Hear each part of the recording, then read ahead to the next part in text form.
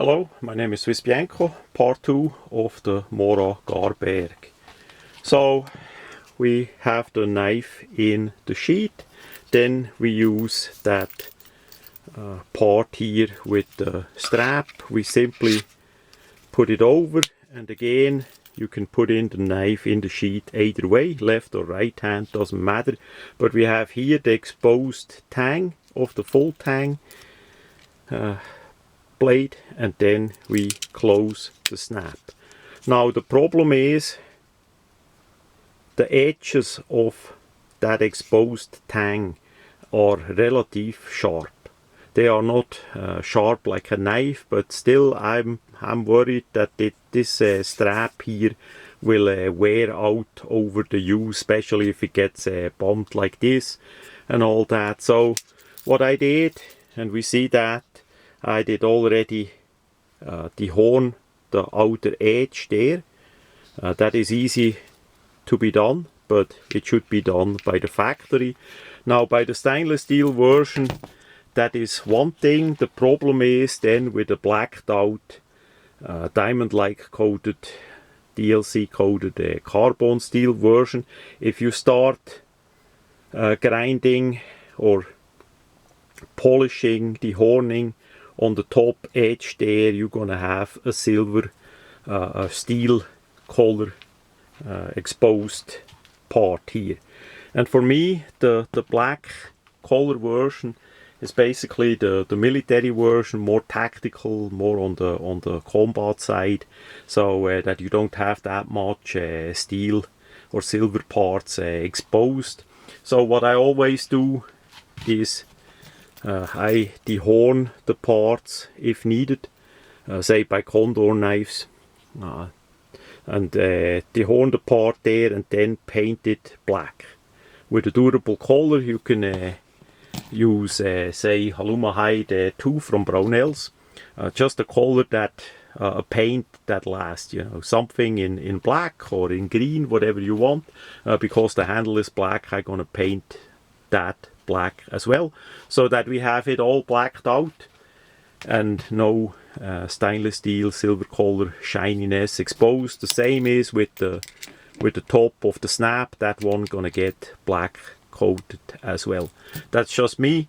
Anyway, as we go by the carbon steel blade version, that is DLC coated, we have here then exposed metal. The black coating is gone as you dehorn that, so that would be in need of paint as well.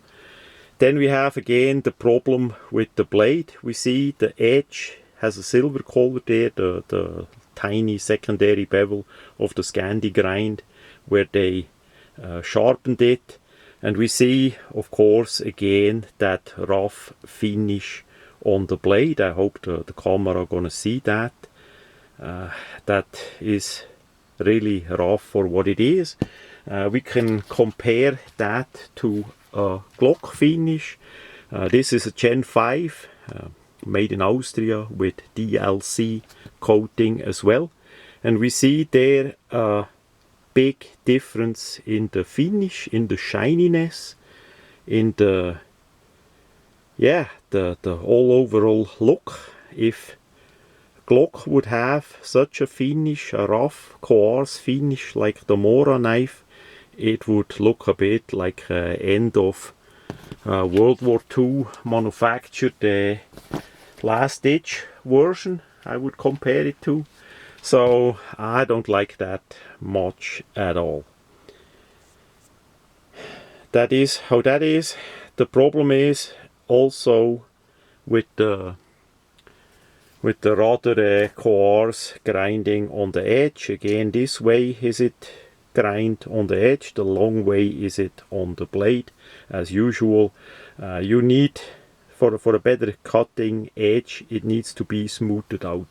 And if you go and resharpen the Scandi edge on the flat, for the full flat how it should be, that coating is gone.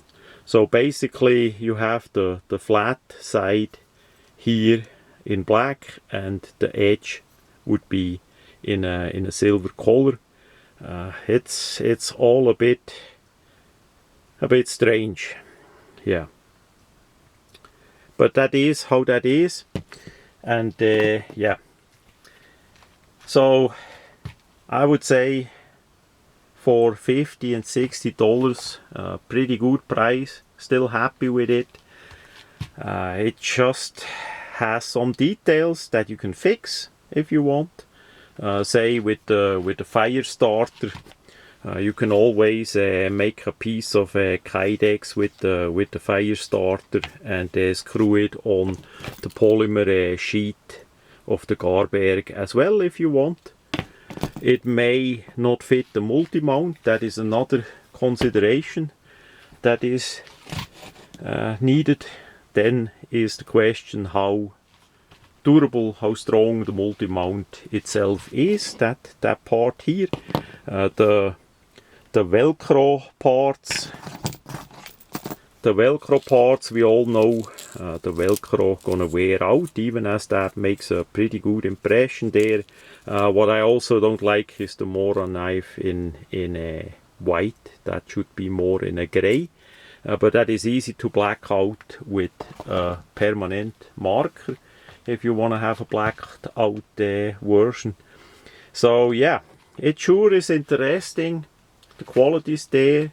In some details, I don't think they figured that out 100% in Sweden yet. Maybe they have a bit of different opinion on how to use things, how to set it up. Yeah, it's for sure giving more to think than a regular simple mora knife that is basically simple, easy setup out of the box, or how you get it, you know, in a bag or just open without a box. So yeah, for $50 and $60 it was sure worth it, but I would not pay like 100 or more dollar for that setup at all. So what I gonna do with it, I gonna set it up, the stainless steel version, and test it out even more bushcraft, more in the field use. I'm gonna try and set up that multi-mount in different ways and configurations, see what would possibly making sense for me. Maybe I'm gonna make me a different belt loop attachment. Maybe I make a belt loop attachment that screws on these two screws, so we have the multi-mount with the sheath in it on the belt, with that closure on the belt. We're gonna see.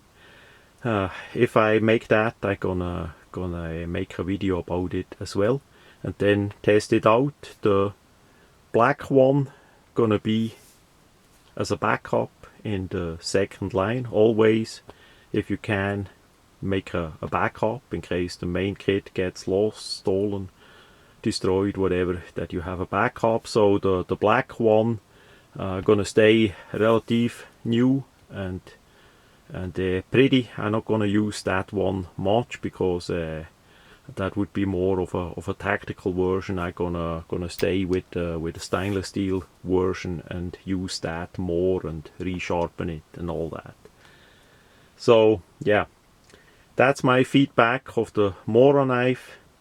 It take a bit longer this time because as I got the item, I first wanted to test it out a bit and think about it and see what would make sense or not, or how or what. And yeah, that is quite a strange system.